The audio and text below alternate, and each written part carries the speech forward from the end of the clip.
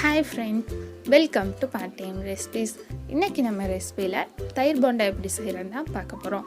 இது ரொம்ப ஈஸியாக டிஃப்ரெண்ட்டாக நம்ம வீட்டில் இருக்கிற திங்ஸ் வச்சு ரொம்ப ஈஸியாக சிம்பிளாக செஞ்சு முடிச்சிடலாம். நம்ம எல்லோரும் தயிர் வடை நிறையா சாப்பிட்ருப்போம். ஆனால் தயிர் போண்டா எப்படி போடுறதுன்னு பார்க்கலாம். வாங்க கிச்சனுக்குள்ளே போகலாம். இதுவரை நம்ம சேனலை சப்ஸ்கிரைப் பண்ணாதவங்க மறக்காமல் கீழே இருக்க ரெட் கலர் சப்ஸ்கிரைப் கிளிக் பண்ணி கூடவே பெல் பட்டன் ஆலும் கிளிக் பண்ணிடுங்க. அப்போ தான் நான் போடுற வீடியோஸ் உங்களுக்கு தொடர்ந்து நோட்டிஃபிகேஷனில் வரும். இப்போது ஒரு பவுல் எடுத்துக்கலாம். இதில் 1 கப் அளவு நான் தயிர் சேர்த்துறேன். கூடவே 1 கப் அளவு மைதா மாவும் நான் ஆட் பண்ணுறேன். அண்ட் 2 டேபிள் ஸ்பூன் அளவு அரிசி மாவு, 1 டேபிள் ஸ்பூன் சோள மாவு ஆட் பண்ணிக்கலாம். கூடவே 2 டேபிள் ஸ்பூன் அளவு இஞ்சி பூண்டும் சின்ன சின்னதாக கட் பண்ணி சேர்த்திருக்கேன். கூடவே மல்லி கருவேப்பிலையும் கட் பண்ணி சேர்த்துறேன். 2 பச்சை மிளகா இந்த மாதிரி கட் பண்ணி சேர்த்திக்கலாம். 2 வெங்காயமும் இந்த மாதிரி சின்னதாக கட் பண்ணி நம்ம ஆட் பண்ணிக்கலாம். 1 டேபிள் ஸ்பூன் சோம்பு, 1/2 டீஸ்பூன் மிளகாய்த்தூள், 1/4 டீஸ்பூன் பெருங்காயத்தூள், தேவையான அளவு உப்பு சேர்த்திக்கலாம். இப்போது இதில் தண்ணி எதுவும் சேர்த்தாமல் இந்த வெங்காய தண்ணியே நிறையா இருக்கும். நம்ம இதுலேயே நல்லா மிக்ஸ் பண்ணிக்கலாம். அந்த தயிரே நமக்கு பிசைறதுக்கு கரெக்டாக இருக்கும். தண்ணி சேர்த்திட்டோன்னா ரொம்ப இதில் இன்னும் கொல கொலன்னு ஆயிரும். இப்போ பாருங்கள் கரெக்டாக இருக்குது. இப்போ நம்ம ஒரு பேன் வச்சு அதில் தேவையான அளவு எண்ணெய் ஊற்றிக்கலாம்.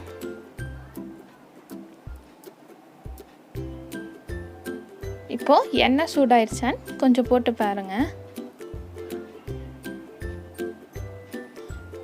இப்போ எண்ணெய் சூடாயிருச்சு. இப்போ நம்ம இந்த மாவை எண்ணெயில் போட்டு பொரிக்கலாம்.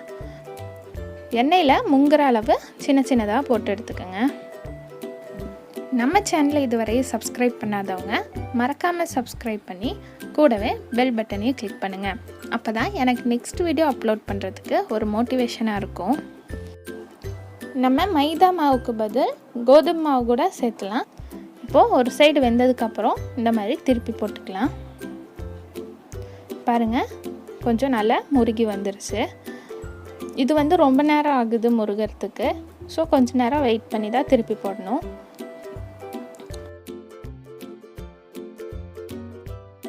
இந்த மாதிரி டிஃப்ரெண்ட்டாக நம்ம தயிரில் தயிர் போண்டா கூட செஞ்சு நம்ம குட்டீஸ்க்கெல்லாம் கொடுக்கலாம். இந்த மாதிரி ஈவினிங் ஸ்நாக்ஸ் டீக்கெல்லாம் ரொம்ப நல்லாயிருக்கும். இப்போ பாருங்கள் கொஞ்சம் நல்லா முருகி வந்துருச்சு. இப்போது இதை நம்ம ஒரு பிளேட்டில் மாற்றிக்கலாம். இது அவ்வளோக்கு எண்ணெய் எதுவும் குடிக்காது. டேஸ்ட்டும் ரொம்ப சூப்பராக இருக்கும். மீதி இருக்கவையும் நம்ம இதே மாதிரி போட்டு எடுத்துக்கலாம். இப்போது நம்ம தயிர் போண்டா சூப்பராக ரெடி ஆயிடுச்சு. இந்த ரெசிபியை நீங்களும் வீட்டில் ட்ரை பண்ணி பார்த்துட்டு எப்படி இருக்குன்னு கமெண்ட் பாக்ஸில் சொல்லுங்கள். நம்ம சேனலை சப்ஸ்கிரைப் பண்ணாதவங்க மறக்காமல் சப்ஸ்கிரைப் பண்ணி கூடவே பெல் பட்டனையும் கிளிக் பண்ணிடுங்க. அப்போ தான் நான் போடுற வீடியோஸ் உங்களுக்கு நோட்டிஃபிகேஷனில் தொடர்ந்து வரும். இந்த ரெசிபி உங்களுக்கு பிடிச்சிருந்துச்சுன்னா ஒரு லைக் போடுங்க. இன்னொரு ரெசிபியில் நம்ம மீட் பண்ணலாம். ஓகே, பாய்.